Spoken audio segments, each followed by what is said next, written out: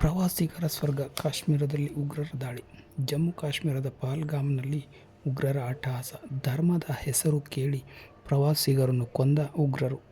ಈ ಹಿನ್ನೆಲೆ ಸೌದಿ ಅರೇಬಿಯಾದ ಪ್ರವಾಸದಲ್ಲಿದ್ದ ನರೇಂದ್ರ ಮೋದಿ ತಮ್ಮ ಪ್ರವಾಸವನ್ನು ಅರ್ಧಕ್ಕೆ ಮೊಟಕುಗೊಳಿಸಿ ದೆಹಲಿಗೆ ಆಗಮಿಸಿದ್ದಾರೆ.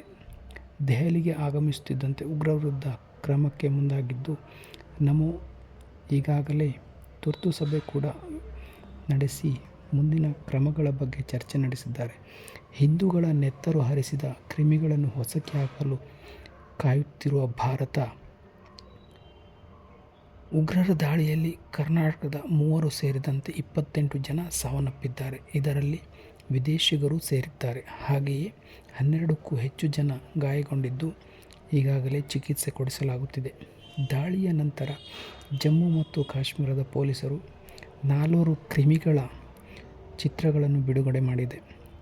ಅಧಿಕಾರಿಗಳ ಪ್ರಕಾರ ಈ ದಾಳಿ ಸಂಪೂರ್ಣವಾಗಿ ಯೋಜಿತವಾಗಿದ್ದು ಪ್ರವಾಸಿಗರಿಗೆ ಇದು ತಿಳಿದಿರಲಿಲ್ಲ.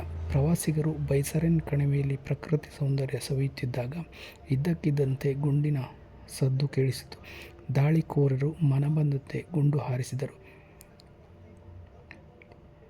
ಘಟನೆ ಬಳಿಕ ಭದ್ರತಾ ಪಡೆ ಇಡೀ ಪ್ರದೇಶ ಸುತ್ತುವರಿದಿದ್ದು ಶೋಧ ಕಾರ್ಯಾಚರಣೆ ತೀವ್ರಗೊಳಿಸಿದೆ.